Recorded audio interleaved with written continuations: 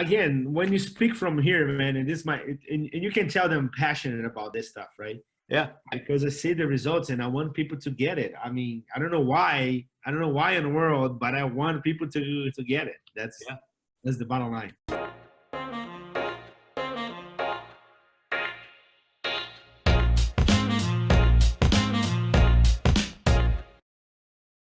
I want to welcome our esteemed guest. I've marketed him enough this week, I think, Marcos Jacober. So let me tell you a little bit about Marcos, and then we'll get into some of the stuff that he does. So Marcos is, I would call him a very seasoned investor. He's done over 1,000 transactions in his career, in his illustrious career. Got to build it up, right? He specializes in tax deeds and tax liens, Airbnb. We'll try to get to all of it tonight. We're going to lead off with tax deeds. I'll explain why in a minute. He's an international speaker, I believe spoke on 3 different continents about all of this content. He teaches people around the world. He's an author, a coach, a mentor. He's a star of his own YouTube TV show called Freedom Boss TV. It's on YouTube, Facebook, Instagram, I'm sure more, but I'll let him touch on that in a little bit. He's the president of the American Tax Lien Association. He's a friend of mine and a mentor. Welcome, Marcos. Thank you very much for having me here, man. And I'm so excited to share a little bit of my knowledge on those 2 investment strategies that, why not say, Wall Street don't want you to know, or your broker don't want you to know. Excellent. I love it. I love it. I want to say hi to some folks, Christy, Grant, Derek, Jim, thanks for being on. And, we'll get a lot more on here that we'll talk through a bunch of stuff. So we did a poll at the beginning of this, because actually this was something you challenged me on. I assumed everybody wanted to hear about one strategy. So I was like, well, that's what we're going to talk about. He said, you sure about that? So we did a poll, and it was, I think, like 25 people to 1 were the opposite of what I thought. So everyone wants to hear about how you make 16 to 32% or whatever it is, 24% on average return on properties that you acquire for pennies on the dollar. So this is tax deeds and tax liens. Okay. That's what we're getting into. Before I let you go, though, I just want to make this point for those joining. Thank you for joining. And please, questions that you have as we go, post them in the live feed. I'm keeping an eye on the live feed tonight. So I'll answer them. Be as specific as you can. There's a bit of a delay between where we are and the live feed. So I don't want you to say what he just said or whatever. I won't catch that. So be specific and we'll get into it. But let's talk about tax deeds for a second, Marcos. Why don't you get into that? It's your bread and butter. Go into it, if you would, please. Okay, perfect. So how many of you guys that are listening and watching this presentation would like to learn how you can start buying a property perhaps for 50 bucks? How many of you guys would like to start a business and buy a property that's worth $1.5 million and pay only $6,342.79? If you answer yes, or if you answer no, that's fine. Watching to the end, that's exactly what we're going to be talking about. And I got thrilled every time someone invite me to talk to a RIA or to real estate investors. And typically I have done this. I've been doing this for 12 years. Briefly, I'm from Brazil. So don't gauge me on my speakability, gauge me on my experience, okay? So I migrated here in 1998 with $100 in my pocket. Had all kinds of jobs. I worked in construction, restaurant. I was a chef, cook. I cleaned houses. I done everything that any immigrant came here to pursue the American dream do. Worked for a company 14 years before, prior to doing tax liens and tax deeds. I worked for a company called FEDEX. You guys probably heard of it. FedEx. Yes, I drove a FedEx truck for 14 years. I started investing in real estate in 2000. By 2004, I had 12 properties. A friend of mine gave me a book called The 16% Solution. Don't write it down. I have a better book for you. And he said, Marcos, you need to read this book because it tells everything about the 2 oldest form of investment in the United States. And I know you're doing pretty well in real estate. I was like, nah. I'm already the Donald Trump of real estate. So I don't need to know anything else, right? Big mistake. So I got the book and I started going over it. There was no pictures. I don't like to read. I read it because it's necessary. I don't like to. So there was no pictures. As boring. So I parked the book in my office and that book stood there for 5 years. And I kept doing what I was doing. By 2007, I have 17 properties. You guys probably remember what happened in 2007. I foreclosed in 16 of them. I was able to salvage only one property. I had to go back and drive a truck. And I thought my real estate career was over. One day I was cleaning my office, found the book, read it, and I said, I'm going to give it a shot on this because I'm something that I learned from Rock. I didn't know the name specifically, but when he said it, I was like, oh, that's me. So that's one thing that I am. I'm passionately curious, right? I'm always curious to learn and to listen and to analyze different strategies. And if you think about it, because we think we know it all, and because, you know, we think we got everything, sometimes we shut down our mind and we're not open-minded to hear different strategies. So I started doing text leads, text deeds. Never thought about I would have become a speaker, trainer. You said that I teach this in 4 different countries. In reality, it's 3 different countries. In reality, it's 4 if you consider Texas. Yes, sir. Texas is the country, right? Yes. Done over 1,000 transactions. Has bought property. The cheapest price I pay for a property was $31.28. I sold that piece of land for about $10,000. In my best case scenario is a property, like I said it before, I bought a property in Texas, a piece of land in Texas that's worth $1.5 million, and I paid $6,342.79. And I never thought in a million years that by reading a $14 book that cost me nothing, somebody gifted to me, I was going to end up making $1.5 million in just one transaction. So that has transformed my life. So, and you guys see that I'm so very excited talking about this. And every time I walk into a real estate RIA or meeting, they look at me like I have the third eye on my forehead, and I do not understand. And perhaps you guys can help me out, put a comment, send me an email. I do not understand why real estate investors, smart people that know the game. I'm not even talking about the general population. I'm talking about someone that understands the game, know that fortunes are built within real estate. Maybe that's why you guys become a real estate investor. And that's the reason why I did the same thing. Why they don't get a tax lien and tax deed. So on the footnote, tax liens, tax deeds have been around before United States was a country, right? It's the 2 oldest form of investment. And get this, if you stay into the end, you're going to be smarter than 95% of people out there, because there's only 5% of US population that understand tax liens and tax deeds. And I'll tell you what, there's even lesser people, or percentage of people, that do and actually execute and buy tax liens and tax deeds. I'll give an example. Not too long ago, if you go to my YouTube channel, you're going to see Freedom Boss TV on YouTube. I did it, and we were talking about this, the auction in LA, right? So let's take that for example, just to put into perspective. LA area has, I think, is 19 million people or 17 million people, or 19, something like that. It's a lot of people, right?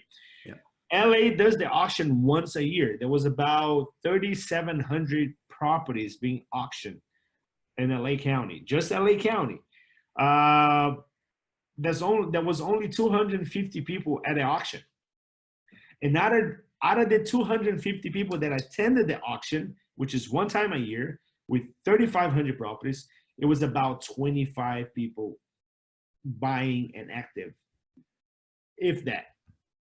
So put that into perspective. Imagine if you know that we're going to have a bank foreclosure auction with 3,500 properties.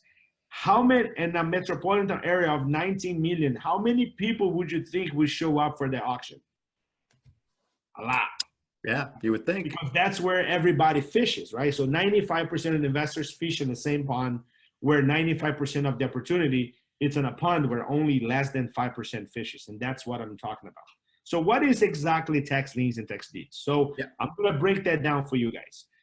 We have 2 strategies, tax liens and tax deeds. So do me a favor, put your right hand forward. It's very important that you do that. And you're going to put your hat. We're going to talk about tax liens right now. Okay. Right? I'm using some accelerated learning techniques. So you guys, it's going to make sense, because the information that I'm going to dump on you guys, it's like you were drinking water from a fire hose. Okay. So I'm going to be as simplistic as possible. And I'm going to explain this just like I explained to my son who's 11 years old and has 47 tax liens. Okay, so here we go.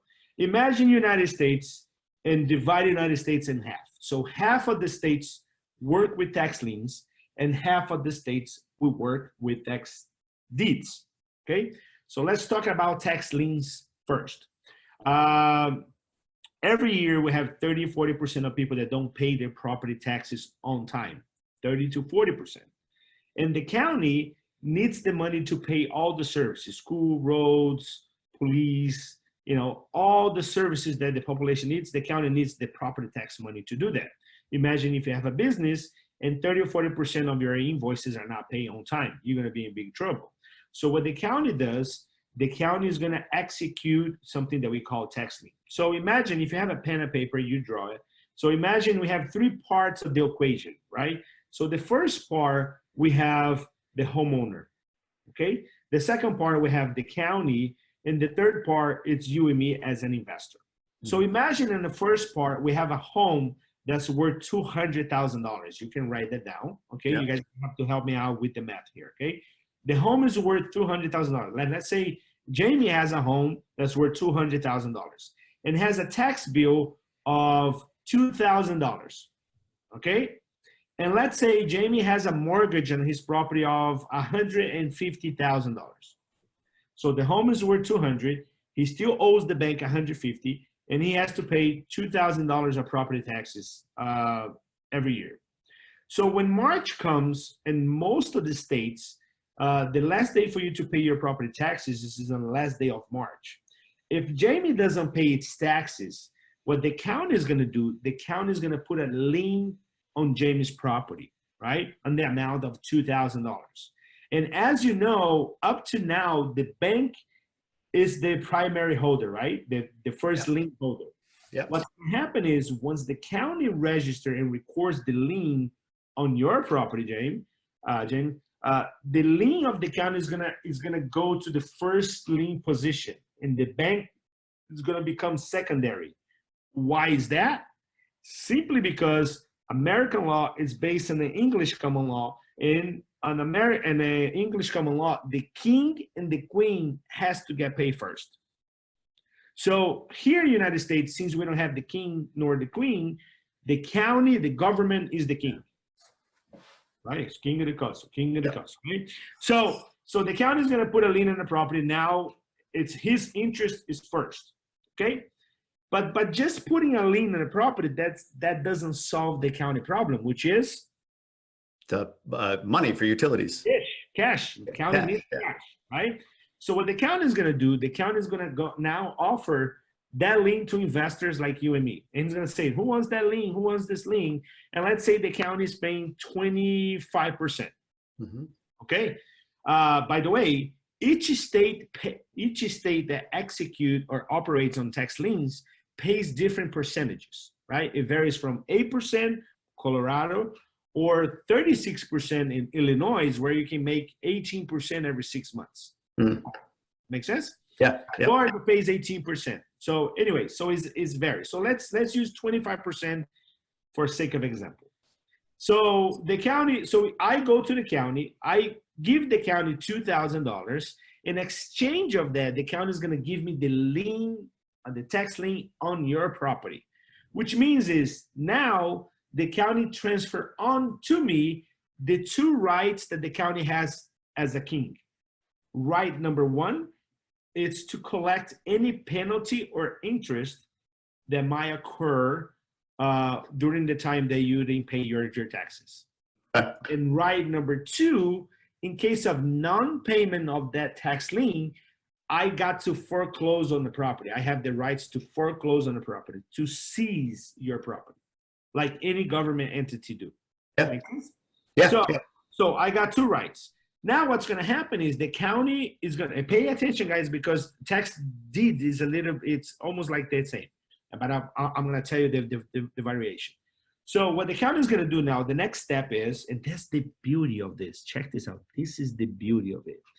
The county does all the work for you, investor. All I have to do is send the county the money. Now the county is going to notify everybody that has financial interest in the property, which is the bank, or perhaps a contractor that put a mechanical lien on your property. Anybody that has financial interest in the property will get notified, especially you as a homeowner. And the notice is going to say, Jamie, enough is enough. You have 12 months to pay your property taxes. That's it. So now the clock starts ticking, and the notice is going to tell you, Mr. Bank, if you want to protect your interest in the property, I know you have a $150,000 loan on it, come forward and pay the taxes. You have 12 months. Okay? Yep.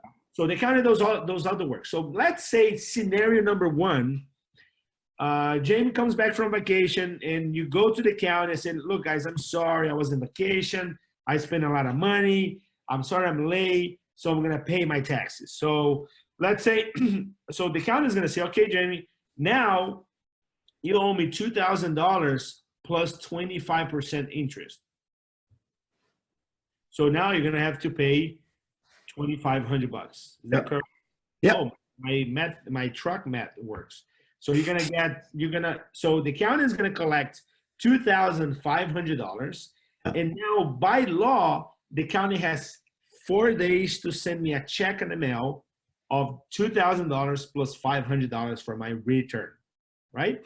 Yeah. So let's say you pay the taxes on the first day after I bought the tax lien, you're still going to have to pay the 25%. So I can make 25% in 1 month, in 1 day. Or I can make 25% on the day 365. Yep. But still 25%. Okay? Yep. So I have my money, and now I can go in, buy another tax lien. And if you understand the power of a compounding investing, that's what I'm teaching Nicholas, that has 47 tax liens and he's 11. By the time he's 18, he's going to look at me like, Daddy, do I really want to go to college? Maybe not, right? Because it's compound investing. He started with 1 tax lien when he was 5. Actually, I started for him, but later I started teaching him about the portfolio, and then now he does it by itself. So anyway, so that's first scenario. What happens if Jamie doesn't come forward and pay the taxes? What happens if the bank doesn't come forward and pay the taxes? Then I'm going to call the county. Let's say 12 months go by. I call the county and say, hey guys, I have the tax lien 123FAIZ. Nobody paid me. I want to exercise my second right. What is the second right, Jamie? Foreclosure. Foreclosure. So now I'm going to do what we call tax deed application, and the county is going to give me the deed of the property. The county is going to transfer the deed of the property onto me. And I basically got the $200,000 property for my $2,000 investment. So, Marcos, I don't believe you. I don't care. That's the law, right? So basically, what happened is I have a $200,000 investment backing my $200,000 asset backing my $2,000 investment. Yep. Okay? Yep. But then most people would say, haha, I got you. But what about the mortgage? We have that question, Marcos. We have that question. It happens every time. I know. I've been doing this for 12 years. Yeah. So it doesn't matter if I'm in China, Brazil, Canada, Japan. They all ask the same question. But what happened with the mortgage? So because, and that is the law, right? And because the county did, remember that the county has to notify everybody? Yeah. So when the county does that, the county is doing what it's called due process of law. And as long as everybody's notified, and as long as everybody has the time and knowledge to come forward and protect its interest, if they don't do so within that time frame that we call redemption period, write it down, redemption period. And the redemption period may vary from 4 months to 3 years, depending which state. Okay. We are working for sake of example with 1 year. So if the bank doesn't come forward, guess what? The mortgage is eliminated and you have the house free and clear of any liens or any encumbrances. Marcos, now I don't believe you even less or even more. Your problem, not mine. It's the law. It happens, right? Now, When you invest in tax lien, and now the property is yours, you can do whatever you want. You can sell it, you can rent it, you can put your mother-in-law to live there, you can do whatever you want with the property. The property is yours, okay? Keep in mind, when you invest in tax liens, you're not buying the property, you buying the lien, and your primary focus is to make the percentages, to get the money. And guess what? Every time you buy a tax lien, you have 3 to 7% of chances to get the property. Do you guys think that's a lot or just a little? Most people said a little, but if you think about it, if you buy 100 tax liens and you have 3 to 7% of chance to get a house, in 97% of the time, you're gonna get a pretty darn good ROI, which is guaranteed by law. And for every 100 tax lien, you might gonna get 3 to 7 houses, which is, to me, it's cool anyways. So much so that in my book, and if you stay until the end, I have a surprise for you. If you find another form of investment that pays you guaranteed return up to 24%, and you execute that strategy, it has to say guarantee, okay? And you execute that strategy, you come to my office, and I have $12,000 for you. So every year the bet goes up 2,000. So now 2019 is 12,000. Okay, everybody good? Yeah, absolutely. I do have a couple of quick questions. Go ahead. So one question was, seems like the bank would benefit from paying the taxes to you instead of allowing you to foreclose. Does that happen? Do banks take care of it so that they don't, that you don't foreclose? 93 to 97% of the time. That's what happens. Got it. Yes. And most people will say, well, but that's not true, Marcus, because most mortgages now has escrow accounts and the bank take care of the taxes before. That's right. But I don't know if you know this, but only 47% of U.S. households has mortgages. I heard that recently, maybe from you. I don't know. And that was an amazing stat. Wouldn't have thought that. Wouldn't have assumed that. The other question, this is a bit more technical, is a release of mortgage recorded, or can you, as the new owner, compel the bank to issue a release? You don't need to have a release of mortgage recorded. Once the county issued the tax deed onto you, that's we call in some places called sheriff deed, or they know it's going through a tax lien, because that's actually a lawsuit that starts, and that's why you do the tax deed application. Any title company will know that's nothing that the bank can do. That's anything that the bank can do. Okay. That's awesome. That's awesome. Great. All right. So you want to switch over to talk a bit more about deeds? Now let's talk about tax deeds. So put your right hand forward, and now we're going to put the tax deed hat on it. It's bigger. So now we're going to do tax deeds. So please forget everything that I explained to you about tax liens. No, I'm just kidding. So let's go. So imagine the same example, right? You have a $200,000 house, $150,000 mortgage, and a $2,000 tax bill, right? So the county is going to wait until the last day of March. If Jamie doesn't pay the taxes, the county is going to do what? They're going to put a lien. Nothing. The county is not going to do anything. The county is going to cross its arm. It's going to wait another 365 days. Okay? It's going to wait for you to come and pay for it. If you don't pay within 365 days, now the county is going to start a foreclosure process on your property. And up to now, we don't know what's going on as an investor. It's not available for us to jump on it. Those are in the tax deed states, okay? So the foreclosure process probably lasts 6 to 7 months. And then, so you have another 6 to 7 months to come forward and pay it. That's when the bank will notify the bank, the county will notify the bank, it's going to notify you, it's going to say, hey guys, something's happened here. You better get your shit together. Oh, did I curse? I'm sorry. You better get your act together. Come forward, pay it. If you don't pay it by the time the judge strike the wood thing and authorize the county to put the property to auction, guess what? Once it goes to auction, there's nothing that you can do. And the county is going to offer that property at auction to the highest bidder. Okay? And get this. The minimum bid, the starting bid, is the $2,000 is how much is owed in taxes. Okay, now it could be that you pay $2,500 for this property. It could be that you can bid all the way up to $20,000. I don't know how much a $200,000 property it's worth to you, based on when I see investors paying in a bank foreclosure where they work with a spread of 30–20% max.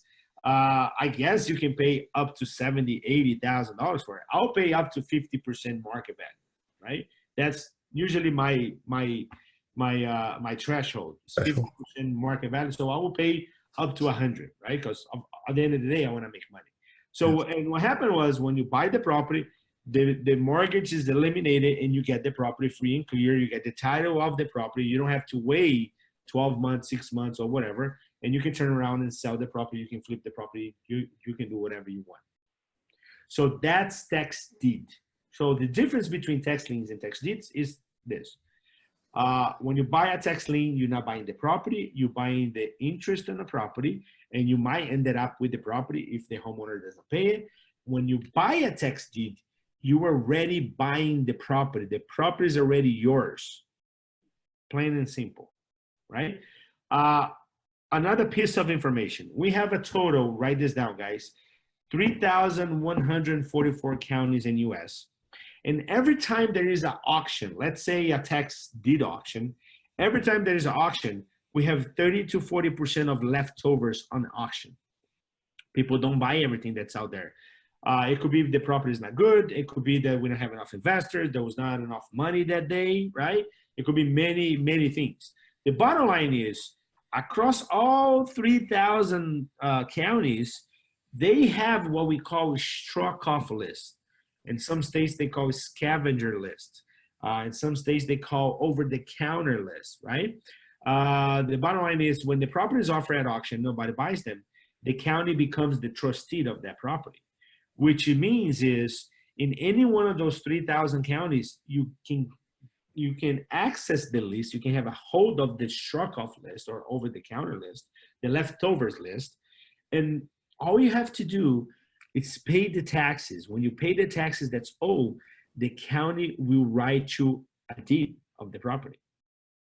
Okay, so out of the 3,000 plus counties that we have, each county holds on average 500 to 5,000 properties on average.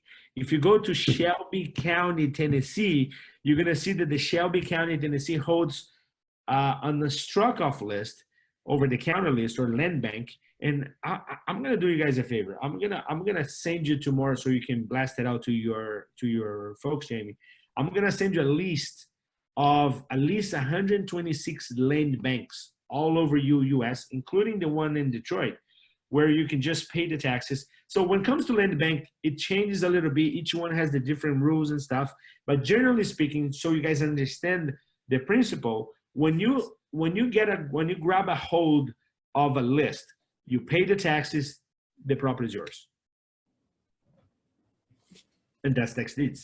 That's it, right? Yeah. So let's localize it. Let's talk about Detroit. Okay. Although I do have a question here. So do you have to write a check on a tax deed? Do you have to write a check immediately, or do you have 21 days or some time frame? Well, it depends. Each county plays a different, and that's the beauty of it. We have 3,144 ways of doing this. First, you need to understand the principles, how it works, right? Once you understand the principle, you're going to become expert in every single one of the counties or the counties that you're going to invest in. So I've been doing this for 12 years, and I only have invested in probably 4 or 5 different states, which is about to change because with the RV tour that we're going to do a cross-country tour for the Freedom Boss TV show, my goal is to do a deal in every single state and understand how everything works. But in about 30 minutes, I can get what are the rules of the game, right? So it differs. I have no problem talking about Detroit. However, yeah, I want to make one final print. You guys ready? Let's hear it. Be careful. Most investors, and I understand the reasons why, every time they hear about opportunity, either tax lien, tax deed, or Airbnb, or whatever the case may be, they have a tendency to bring that opportunity to their own backyard. Okay, and that can cause 2 things. Number one, you're gonna be happy because if you can perform that strategy in your own backyard, then everything is good, right? But what if you want to invest in tax deeds and you live in a tax lien state? Most people would say, Marcos, I love the idea, unbelievable opportunity, but it's not for me. I can do that on my own backyard. So what I'm saying is, be careful so you don't limit it, the opportunity or the strategy to your own backyard. So always exercise the ability to have an open mind and understand that with technology, we can buy stuff anywhere from anywhere, or everywhere from anywhere. Everywhere from anywhere. Yeah, no, that makes perfect sense. So for instance, talking about the Detroit. Yeah. I never been to Detroit. I didn't know how Detroit looks like. I heard horrible stories about Detroit. And last year, I was like, oh, there's going to be an auction in Wayne County. Let's go to Detroit. If I had that closed up mentality, oh, that's not Texas. That's not my backyard. What am I going to do in Detroit? Make sense? And that probably could have cost me $2 million. I'm just saying. Let's talk about that. I want to localize. You just said, hey, go everywhere, but I do want to localize it. I want to talk about Detroit because you spent a lot of time here. I actually, you know, I went out and saw the operation you had going on to get everything rolling. You looked at a ton of property. You analyzed a ton of property. It was 4,500 properties. 4,500. In what time frame did you analyze those? We did the whole analysis, the whole 8-step analysis in 3 weeks. Without knowing the market, without never being in Detroit. Crazy. So talk about what you did in Detroit, what you learned in Detroit. Talk about your portfolio that you acquired in Detroit. You just mentioned $2 million. So did you spend $2 million? No. So basically what we like about the Detroit is the ROI, the monthly ROI. So we have markets that we call equity markets, and we have markets that we call cash flow markets. So equity markets, it's any market that I go, I buy a property for 50, I sell for 100, right? Sure. Or I buy a property for 20 and I sell for 25, for $250,000. There's any market that I can buy a property for $6,000 and sell for $1.5 million. Right. Those are equity markets, right? Yeah. Detroit is not an equity market because, you know, you guys know how much property is worth in Detroit, especially if you're going to buy distressed properties from the county. So Detroit, it's a cash flow market. So which means I can make anywhere from 3 to 4% a month on rent. So that's what entices us to go to Detroit. And because we have 4,500 properties. So basically our process was we hire a bunch of people to do the research for us. It was insane. I never done anything that magnitude before. We kind of built the plane as we taking off, right? But we did it. Amazing. We learned a ton. So we narrowed down from 4,500 to 700, from 700 to 400, to 400 to 200. And we had a budget of $2 million to invest in Detroit. We ended up only investing $850,000. We bought about 77 homes, $13,000 on average. Yeah. Don't hold me against with the numbers, okay? I'm just pretty close. Yeah, it's something like that, okay? But the portfolio is worth $2.4 million if we consider the market price right now. The good thing is we went in with a very tough criteria, right? So we only bought homes that were occupied or look like occupied. We only bought properties on the best zip codes, the best of the worst zip codes. We're very picky about how the property looked like. And we didn't pay more than 15 months worth of rent. So if the property was, rent for $600, we didn't pay more than $10,000, $13,000, $12,000. So that was our range. And that brought us to buy 77 homes. That's incredible. And so now on top of that, you shared this. So I know people watching and hearing these sorts of things sound like, okay, great. You had 800 grand in your pocket somehow, and you come in and you buy all these properties. It sounds like a real like exclusive thing that you're doing, right? But how am I going to do it? But you brought in 10 people. I met them. It was, you brought them into this beautiful mansion. I think it was 10 people, maybe 8 people. Yeah. Beautiful mansion in Detroit. You spent 2-3 days with them, teaching them your strategies, your tactics, and then you literally walk them through, well, you did the due diligence with them. You went, walked the neighborhoods, you gave them the property, you taught them, and then you sat with them through the auction and they bought property, right? Yes, that's correct. So we did something that we do every 3 or 4 months.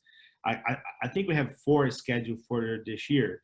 So people went through my basic course where they learn how to buy anywhere from everywhere. And they decided to come to do a tax deed experience where we get together for 4 days, for full days. And we do yoga in the morning, and we go and we drill. We drill this thing, all the steps. We do research day in, day out. We talk about strategies, tons of strategies, which is the most important part. Before you buy any property on tax deeds, you got to have at least 3 exit strategies. If you don't have 3 exit strategies, don't buy it. Most people, they buy the property first and then they figure out what they're going to do with it. No, that's big no. You got to have this strategy first, and you have to reverse engineering to get to the point to see and determine how much, up to how much you want to pay or you can pay for the properties. Make sense?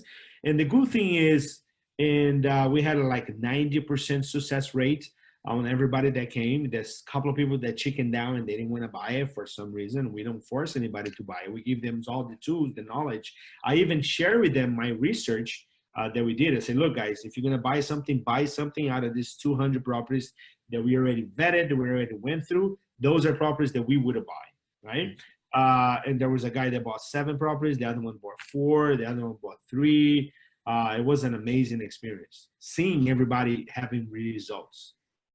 Yeah, And it's real. There was property that Manny bought. Manny is a friend of ours from California. Yeah.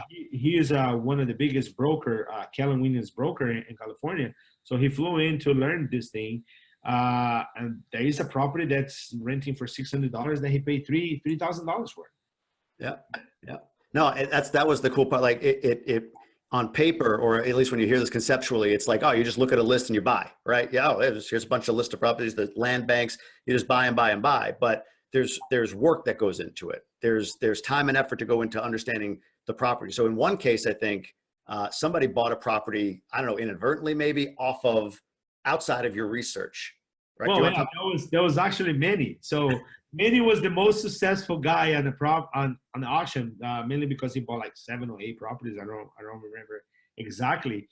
He probably made about $130,000, something like that. But he also was the first one who bought a property, and because he was the most like active student, he was always on point. I feel bad because I kind of cut him a little slack, and I didn't look over his shoulder as much as I should have. And quite frankly, I never thought that anybody would buy anything outside my research, but he ended up buying a property outside of the research. And when we drove to the property, there was no house. The house was already gone. It was an empty land. Welcome to Detroit. But still, we were able to revert like what would have been like a $7,000 or $10,000 loss. And he only paid $2,500 fee, and that was cool.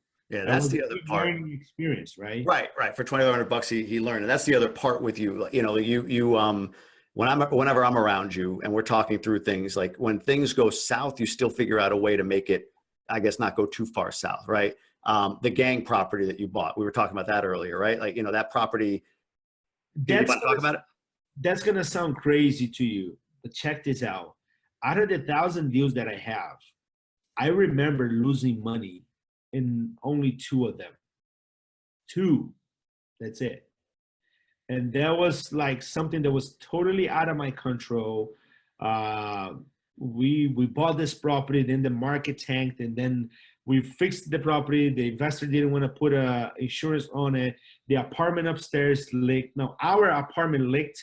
It started leaking. The air conditioning started leaking. It flooded our unit and flooded the unit downstairs. So you figure you're not gonna make money on that operation because you got to remodel 2 apartments now, right? But there's only 2, mainly because we follow the steps the way it's supposed to be followed. And if we don't have 3 exit strategies, we just don't buy the property. We don't buy the property just because. Yep. This is so amazing that even when it goes south, you still make money because we buy stuff for pennies on the dollar. So would you say that, so I think you're answering the question, but I'll ask it anyway, because again, people hear this and they're like, wow, interesting strategy. I still feel like it could sound too good to be true. So what is the risk? What is the risk? If you're going to buy a tax deed or a tax lien, where are the risks here? Where are the landmines, or what are some things that people can is, for instance, if you don't follow the research, it's like any other deal. If you buy something, let's say someone send you a link for a apartment complex. Mm-hmm. What are the first, you gonna write a check without running the numbers? Right. No. Yeah. Are you gonna write a check without inspecting the property and then figure out what are the problems that the property has? No. If you don't follow that step, that process, you playing Russian roulette. You might gonna get burned sooner or later. Mm-hmm. And tax liens and tax deeds is the same thing. As long as you study and as long as you do the research, which is not that complicated, to be honest with you, and you run your numbers and you have your strategy, you eliminate 99% of the risk. So for instance, I focus only in residential property. Why I'm not going to go to industrial property? Because I don't know what was there. I don't know if the soil is contaminated. I don't know if there's EPA issues, right? Why I don't buy gas stations. I don't know if the diesel tank has been leaking diesel for the past 10 years. So I'm not going to go there. If you focus 100% in residential properties and you do your due diligence, you eliminate 99% of the risk.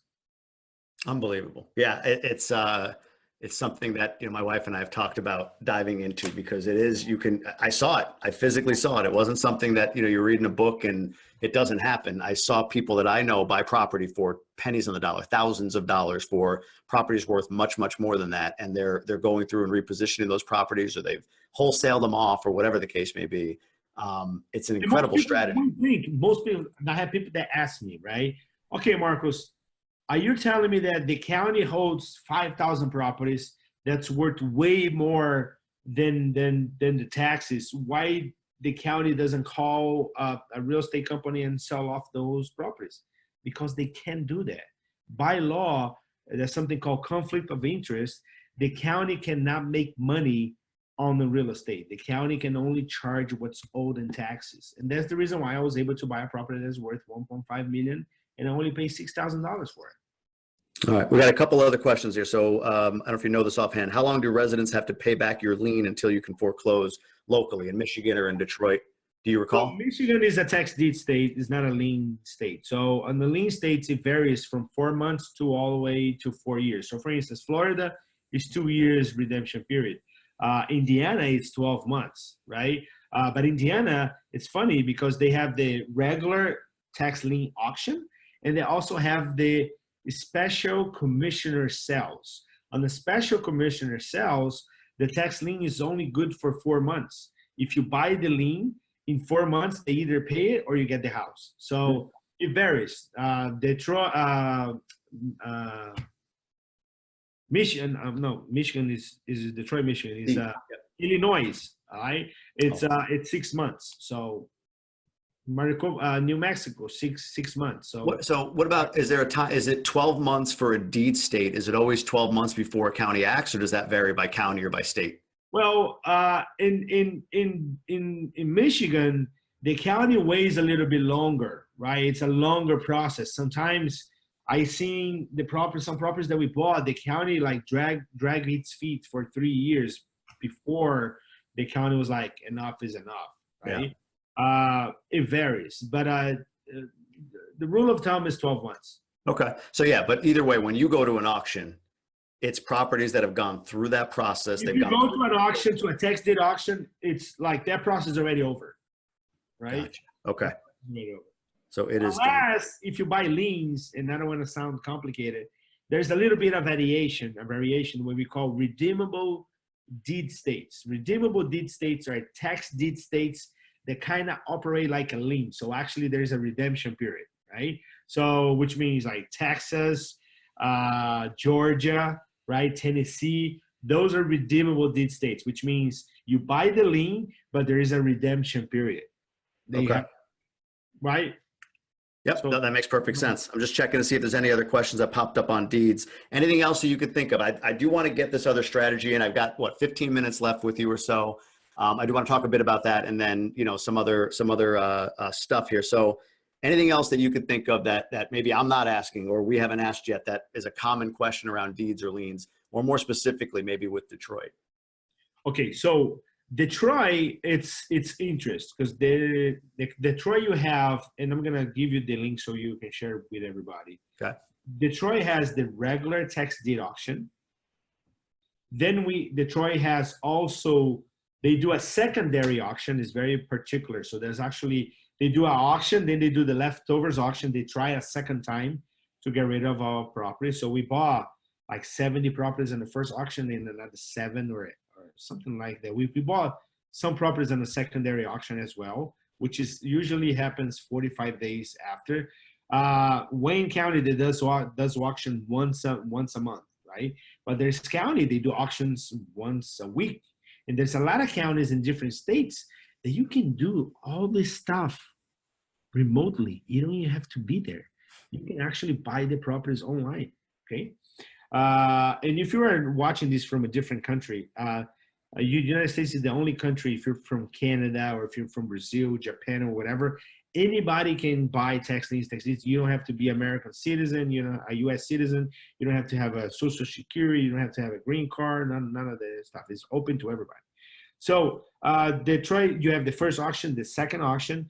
Then there's something on the struck-off list, what we consider over-the-counter or struck-off list.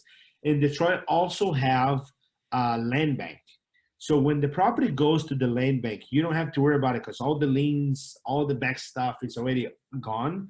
But there is a specific way, a specific process if you're going to buy properties in the land bank. So they want you to make sure you have a certain amount of time to fix the properties, right? So they don't want to, when you're in Detroit particularly, if you buy properties in the land bank, they don't want you to buy the property and sell as is. They want you to fix it. So there's a little bit of different rules per se, right? Once you buy a property on the land bank, because what counties did in some counties and some cities, they realized that the struck off list, sometimes you have property staying there for 20 years, 30 years, right? Because not a lot of people knows about this.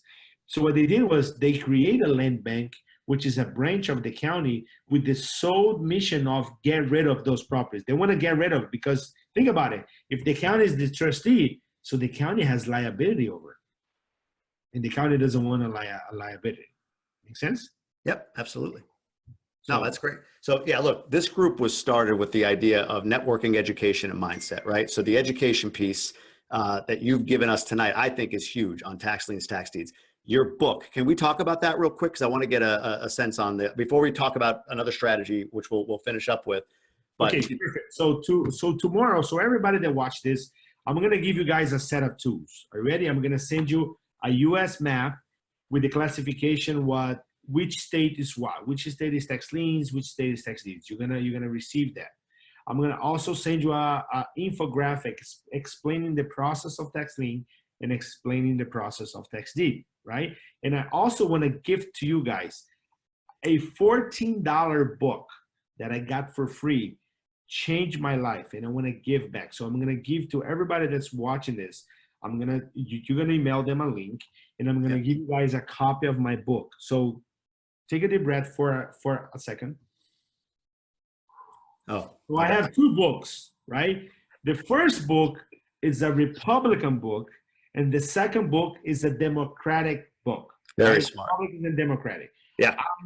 I'm not in politics. I believe that I'm the president of my own life, and if you think about a president to make things better for you, you already lost it. Make sense? Yep. And here's the thing, and the reason why is that we wanna cater to both sides of the aisle. So I have the Republican book, which calls The Secret to 24% Solution. Is available on Amazon, but I'm gonna give you guys the link for free. And I also have the Democratic book. It's called this. It is Mr. President. How a Brazilian immigrant went from a truck driver to a millionaire in 4 years. Right? It says here formally titled The Secret to 24% Solution. So this is the democratic book. Don't get mad at me, get mad at my publisher, okay? But this book tells about my story, how I went from a truck driver to a millionaire in 4 years, okay? And also tells you all the difference between tax liens and tax deeds, how the process works. You have a mini state guide, what tells you exactly how much each state pays, how you can do this without paying any taxes. It's an amazing book, and it's my gift to you guys. Amazing. For everybody that's watching this. And also, because February is my birthday, 27th, I'm gonna do what we call February Madness. It's the first time that this has ever been done. So it's gonna be a series, 4-week seminar series. So we're gonna have week number 1. I'm gonna talk about credit, right? Understanding credit, how to build your credit, how to make your credit better. So that's gonna be the first week. The second week, we're gonna talk about the magic behind the gig economy, how the share economy is gonna is reshaping the world, and is gonna reshape the way you see and create cash flow, right? The third week, we're gonna talk about Airbnbs, and I'm gonna be happy to come back and talk about that. How you can actually make money from real estate without owning the real estate. So that's the Airbnb piece of it. And on the 4th week, we're gonna do a 4-series training on tax liens and tax deeds. So you already have the link. People can go in and register. It's gonna be available for the first 500 people. We're gonna roll the ads tomorrow. So you guys have a first pick to go in and register yourself. It's gonna be a 4-week. Each week, the content is worth about $1,500. I'm giving it away for free. It's gonna be 4 weeks, 4 webinars per week, 16 webinars total. And if you can become financially free by the end of the week number 4, I don't know what else we would do it. Now, those are the strategies that I utilize every day. That's unbelievable. Thank you for offering that up. You're going to send me the link so I can put that out there? Yeah. Beautiful. Beautiful. No, that's amazing. And thank you for the book. I did read it, by the way. I think I got it from you in Montreal or Baltimore somewhere. I forget where you gave it to me, but it's very easy to read. It took me a day, and I'm not a fast reader. Of course, because I don't like reading. Imagine me writing a book. Imagine someone that doesn't like to read writing a book. I'm gonna get this as fast as I can and as easy as I can, right? Fair enough. Hey, can we? That's amazing. Can we squeeze in some Airbnb talk for a few minutes? We can, definitely. All right. So very quickly here. Well, I don't know how quickly, but you have a unique strategy with Airbnb. You know what? I'm going to leave it there. You go ahead. That's my runway for you. You go ahead and take it from there. What is your strategy around Airbnb? Okay, perfect. So if you guys want to hear more, I can come back later on, or you guys can sign up for the February Madness. It's going to be an entire week about this topic. So not too long ago, about 13 months ago, I was traveling. I travel a lot. As a matter of fact, I'm in a hotel right now because I got kicked out of my own house. There's in Florida, which is one the Airbnb. So the guy paid me more to stay in my house than I would have paid on the hotel. I said, be my guest. This is your house. So it sounds crazy. So anyway, yeah, so I travel a lot, and every time I travel, I stay in an Airbnb, and I have a good experiences, bad experiences. And I was learning at the time about this concept called options, right? And an option, you don't buy the stock. You don't own the asset. You just rent the asset, and you make money on the spread if the stock goes up or goes down. And I was sitting in my Airbnb, and I kind of like, interesting. I was wondering if I can bring that principle into real estate, because up to now we are thought and we were trained, right, the rich daddy poor daddy strategy. Now this is the smart daddy strategy, ladies and gentlemen. I was taught and trained that in order to make money from the real estate, you gotta own the damn thing. You gotta sign a 30-year mortgage, right? And I was like, what if I bring this principle here? So I decided to go out, and then later I realized there was other people doing it, which is making me even happier. Some people got mad when they have an idea and then they realize that somebody else is doing it. To me, I got excited, because it means that my mind is aligned. They already proven the market, they already proven this system, right? And if I keep going, the mind that created that idea that someone's already doing, in no time is going to create another one that eventually nobody else thought about. Make sense? And Yeah. that was my feeling when Steve Jobs come up with the iPod, and I have invented that thing 2 years before. No, that was so anyway. And then it's pretty simple. So here it is. I go in and I rent properties, and if you are a landlord in Detroit, Michigan, we have a bunch of properties there. But if you have properties in the nice areas, I want to rent your property. I'm going to take care of your property better than anybody else. You have no idea. If something goes bad on your property, up to $700, I'll take care of it. I fix it, send you the receipt. You don't have to deduct from the rent. I want to rent your property because the people that's going to come, it's a highly educated people. I need to provide them a very nice environment. They're business travelers, so the wear and tear on your property is way less than if Joe, Mary, and 4 kids live in it. I have 3 different types of insurance, so I want to rent your property. And what I'm going to do is I'm going to pay you market rent. So let's say you have an apartment for $1,000. I'm going to pay you $1,000. That's going to cost me another $250 for utilities. So it's $1,250. And potentially, I can rent your property for $100 a day. And if I operate at 93% occupancy, which has been my occupancy rate across the board, and we are running up to almost 60 properties right now all over US, I can make $2,700 minus $1,250. Potentially, I'm gonna make anywhere from $700 to $1,200 cash flow on a property that I don't own. It's unbelievable. And this, again, I could name at least 5 people without thinking about it that have executed the strategy and have validated those numbers. $500, $800, $1,000 a month in free cash flow using the strategy. Like I think you say it takes a lot of calls sometimes to get the one, but you execute your scripting, you execute what the message is on this, and it can be a very lucrative way of going about it for what investment? How much are you putting in? Well, so that 1-bedroom apartment, you can the max that you're going to invest is about $5,000 to $6,000 to furnish it. If it's your first unit, you buy secondhand furnishing anywhere from $3,500 to $4,000. For us, because we build in a scale, we buy everything brand new. So it's around, I would say, $5,000 to $6,000 to furnish a 1-bedroom unit, which means in 6 months I got my money back, and then the rest is just gravy. And that's exercising the #1 principle for those who read the book from Napoleon Hill, Think and Grow Rich. That was one of the Rockefeller's principles, that we should own nothing and control everything. And that's what's being applied to Airbnb the Boss strategy, right? Because we control almost 60 properties, but we don't own anything. And in most cases, we make more money than the landlord. But don't get me wrong, the landlord is happy because nobody's going to take care of his property better than we are. Maybe being in a short-term rental is not his gig. Maybe that's not his thing, right? And then we can take over, we can do that. So the landlord's happy, we are happy, and we can offer a way better experience to the guests. And guess what? Airbnb last year, 2018, did $2 billion. By 2022, they're gonna grow to $10 billion.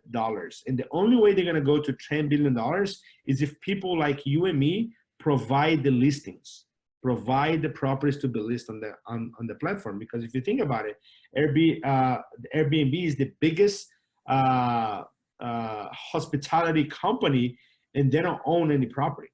Yeah. And that's not just Airbnb. There's Airbnb, there's Booking.com, there's Expedia, there's all those other platforms that they realize that the share economy and the short-term rental is the next thing. It is. Now, can I ask you, it's 9 o'clock, but can I ask you one more question on this that I think is on people's minds, and then we'll wrap. Is that cool? You have a few more minutes? Yeah. All right. So the question is, you mentioned before about, every investor thinks local, like they hear a strategy, they want to apply it locally. I even said that when you told me about this strategy, like, oh, right here. But where do you look? Like what area, like how do you know where to look? Like what's the criteria for finding a place where an Airbnb is a good investment to make? Like what model do you follow for that? Is there a Okay, model? perfect. So you're gonna follow a principle called the Burger King effect. So what is Burger the King. Burger King effect?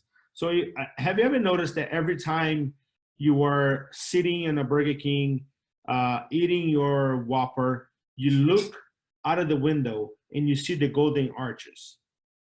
Yeah, it's true. It's typically pretty close, right? And that's the Burger King effect. So McDonald's is not on a burger business. McDonald's is in a real estate business. Yeah, McDonald's is the largest real estate company in the world. And if you don't believe me, watch that movie called The Founder, right? it's amazing. Yeah. And because of that, McDonald's picked its location very precisely, and they spend a lot of money doing marketing research. And what Burger King does, Burger King goes 500 yards up or 500 yards down and puts its store there. So that's the Burger King effect.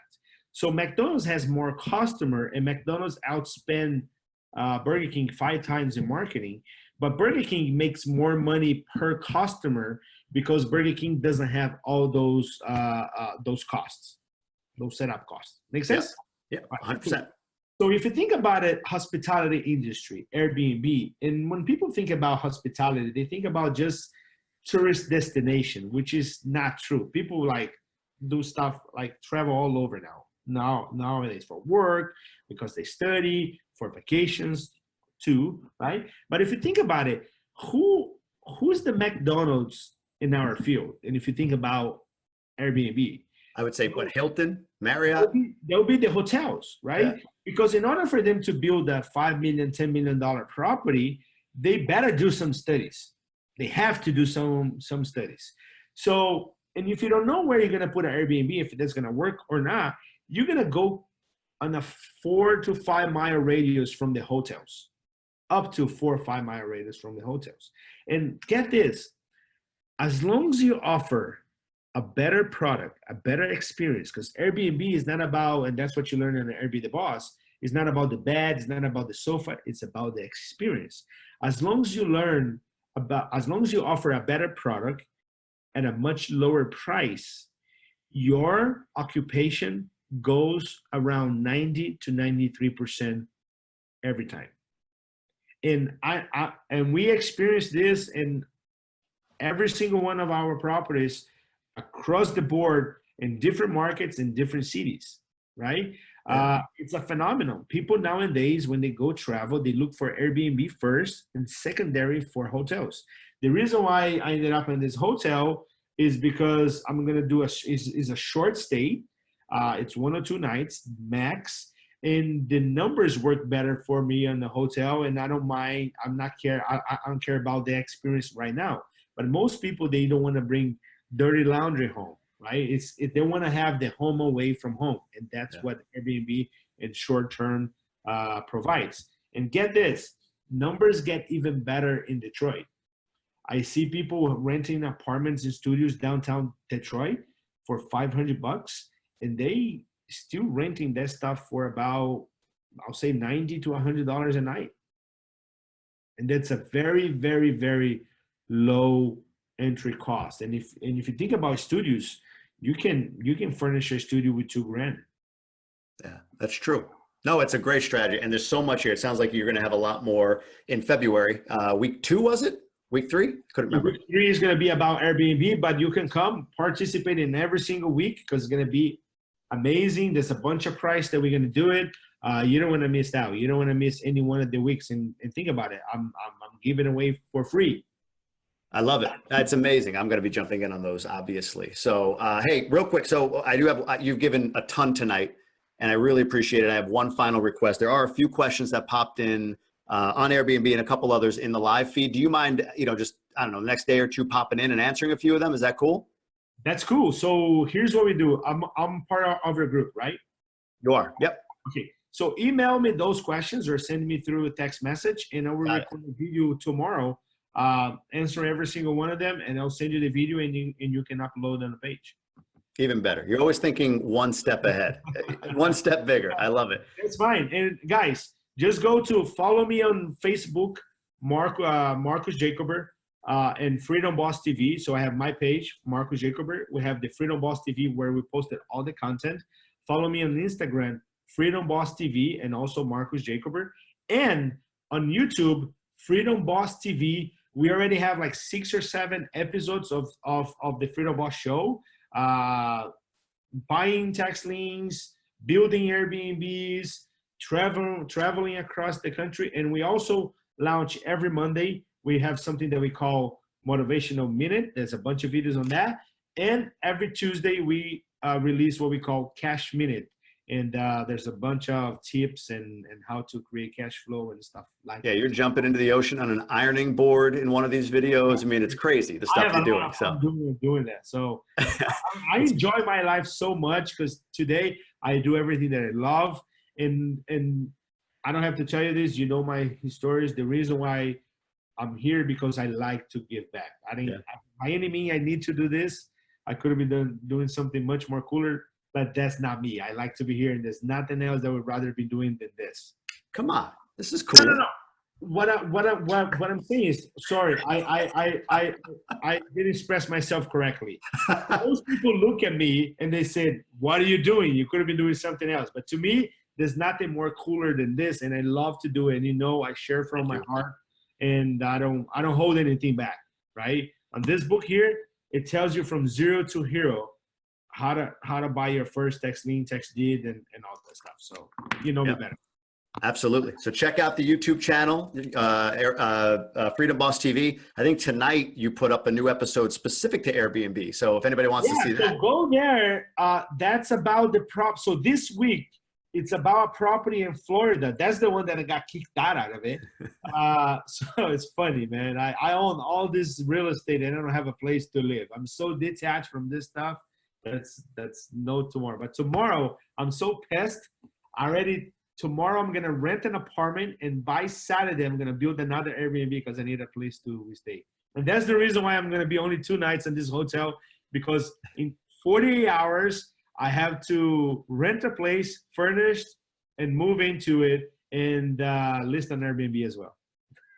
Unbelievable. So anyways, go there. You're going to see the episode about this house in Florida real quick, and we're going to wrap it up. It's an upscale Airbnb, which is a different level. It costs us $2,900 in rent. Actually, it's 27 because 29 includes the pool care and the lawn care. So it's about $2,900 It's another $300 or $400 in utilities because you have the the electricity for the pool and all that.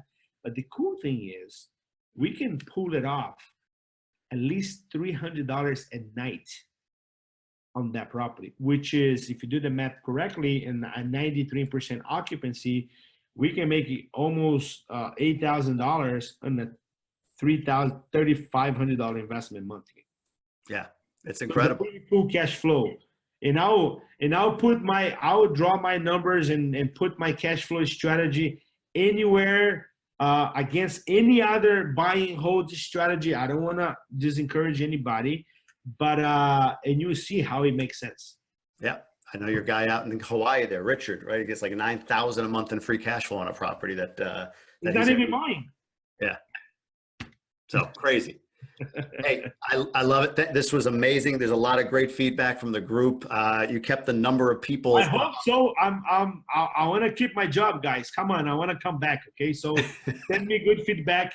If you follow me on Facebook, put a good feedback there. Please, please, please appreciate that. So when I look at my partners, I can ask for a raise, okay?